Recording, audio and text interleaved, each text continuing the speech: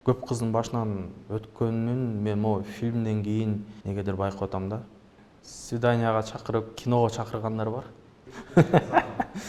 Биринчи жолу ойноп атам го деп ойлойм да. Киного чакыруу менен эле келдим. Бирок башында мен Арнисттин ролунда эмес болчумун. Башка ролго чакырышкан, опера кызматкерине. Анан кийин бир нерселер өзгөрүп кеткен окшойт. Анан бир күн калганда ошо Арнисттин ролуна көрүп атабыз деп чакырып калышты. Макулдугумду бердим, сценарийди окудум. Аябай жакты, өзүмдүн каарманым да аябай жакты. Анан ошентип тартылып калдым. Башка ролдорго салыштырмалуу сүйүүнү биринчи жолу ойноп атам го деп ойлойм да. Ушундай сүйүүнүч үчүн баарына даяр болгон каармандын ролун чагылдырдым. Кудай сактасын мындай ситуацияга кабылгандан. Если мындай ситуацияга кабылып калсам, мен азыр айта албайм. Мен мындай кылмакмын же тиндей кылмакмын деп, анткени элестетип көрсөңөр, сен мына жакында эле үйлөнөм деп жан дүйнөң менен сүйгөн кыз бир күнү эле башка бала менен көрүп калдым. Анан ал сага айтып атат: ал бергенди сен бере албайсың. Мен сен менен жөн эле жүргөм. Ошондой сөздү укканда эркек киши билбейм, ички дүйнөсү кандай болот, кандай шакка барат. Эркекте намыс деген нерсе бар да. Ошон үчүн айта албайм. Свиданияга чакырып, киного чакыргандар бар.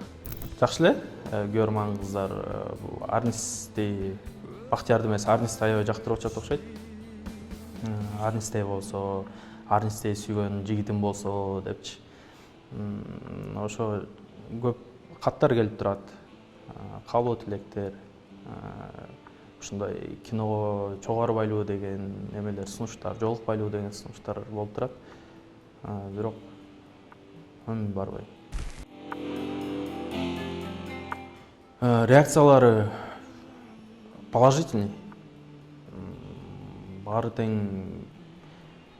ушул ролду аткарганымды жактырышты окшойт деп ойлойм да, билбейм. Критиковать этип, анан болбой калыптыр, андай мындай деген эчтеке уккан жокмун. Баары тең ошо жакшы каалоо тилектерин айтып атышат. Болгон реакциялары ошол. Мурун көбүнчө мени көчөлөрдөн агай деп эметишчи да. Өзүм коркуп жүрчүмүн, ушу агай боюнча калып калам го депчи. Постоянно агай деп, мунусун уже Арнис болуп калдым. Көп байкайм да, о, тиги Арнис аячы деп ушинтип калышты да. Бул нерсе мени кубандырат. Жамгыр жаап атканда тарткан күн болчу. Ошондо таң атканга чейин тартканбыз. Анан үстүмө муздак суу куюлуп атканда аябай үшүгөм да, прям калтыраганга чейинчи. Анан кийин бүткөндөн кийин кичине жылыта калалы деп бир дары сүйкөнгөнбүз. Денени жылытат экен да. Аны көп сүйкөнүп койгонбу, билбейм, бирок дене өрттөнүп чыкты. Прям өрттөнүп чыкты. Чыдагыз да. Анан айла жок муздак суу менен кайра муздак сууга жуунам болбойт. Полотенцаны муздак кылып үстүмө жабынам болбойт. Такыр дене эметпей койгон. Ордуна келбей койгондо ысып туруп алган. Ошондо съемка бүтүп, үйгө эптеп чыдап барып, муздак душка кеч түшкөнүм эсимде, муздак болуп. Анан кийин ошондо кичине өзүнө келген да. Ошол күндү эч качан унутпайм. Вроде башынан аягына чейин эле нормальный болду. Аябай кыйналып, же режиссерду кыйнап аткара албай ошондой деле учур болгон жок, чын айтканда. Бирок какое-то время пауза болуп калган, съемка бүткөндөн кийин анан кайра пересъемка болуп калды да бир моменттечи, акыркы финал. Ошондо бир жумадан кийин кайра келип тартылсам керек эле, ошондо негедир такыр эмеге кире албай койгом. Образга кире албай, же сөздөр сиңбей, аябай көп дубль ошондо болсо керек эле. Ошол эпизод эң кыйын болду. Ошо ачуугандуулугу деп ойлойм да. Резко ушундай решенияларды принимать этип, кызды өлтүргөнгө чейин, өзүн өлтүргөнгө чейин барган сапаты кичине туура эмес элек деп ойлойм да. кандай болсо дагы ал жолго барбай башка жол издеп көрсө жакшы болмок. Бирок ар бир адам ар кандай да мындай ситуация келгенде кандай болуп калат билбейбиз. Ошол сапат эле болбосо калганы сүйүүгө туруктуулугу, намыскөйлүгү, эркектик сапаттары баары татыктуу. Ооба, көп эле киного тартылып жүрөм. Бирок мен өзүм эме адаммын да. Көп адамдар менен бат тил табышып кетип, ошондой нерсем жок да. Өзүм менен өзүм эле кабагым түйүлүп, көп сүйлөбөй ушинтип жүрөм да.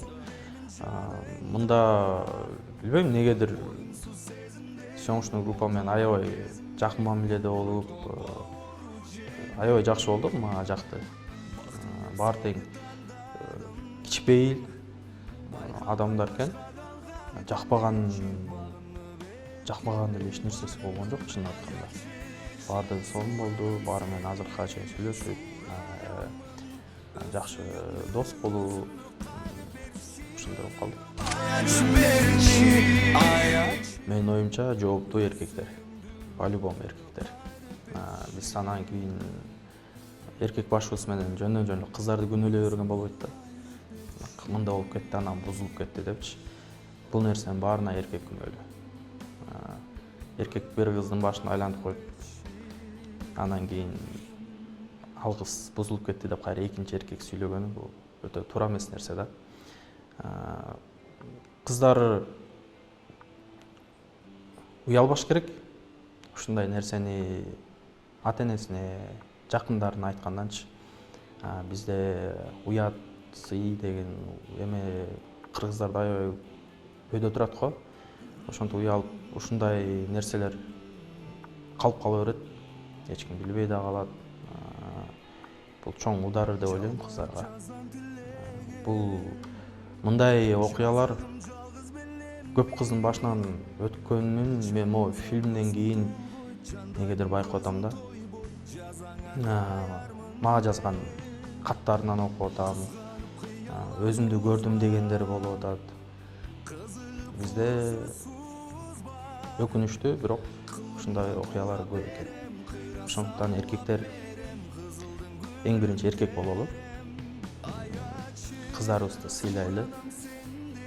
Энебизди, карындашыбызды, эжелерибизди кандай сыйласак, башка бирөөнүн кызын, башка бирөөнүн эжесин, карындашын дагы ошондой сыйлайлы. Урматтуу достор, учурда болуп жаткан аячы кино тасмасын көрө электер болсо, сөзсүз барып көрүп коюңуздар жана өзүңүздөрдүн ой пикирлериңиздерди комментарийге калтырып бериңиздер.